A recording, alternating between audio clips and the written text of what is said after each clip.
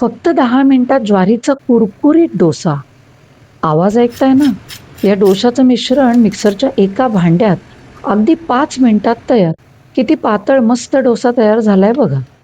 ज्यांना हेल्दी खायचंय त्या सगळ्यांसाठी घरच्या घरी ज्वारीचा कुरकुरीत डोसा. मिक्सरमध्ये घेऊया 1.5 वाटी ज्वारीचं पीठ. त्याच वाटीच्या मापाने अर्धी वाटी जाड किंवा बारीक रवा, अर्धी वाटी दही आणि 2 वाट्या पाणी. चवीनुसार मीठ घालून हे सगळं मिश्रण अगदी बारीक फिरवून घ्यायचं. मिश्रणाची कन्सिस्टन्सी अशी हवी. यात पाव चमचा खायचा सोडा जो ऐच्छिक आहे. याच्याने डोसा हलका आणि थोडा सच्छिद्र होतो.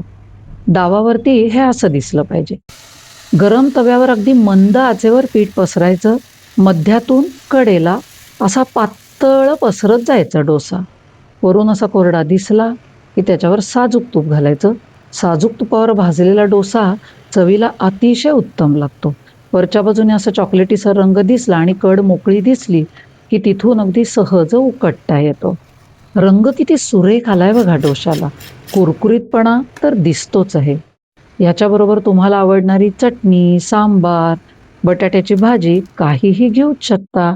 पण नक्की बनवून बघा. कुरकुरीत डोसा एकदम सुपर.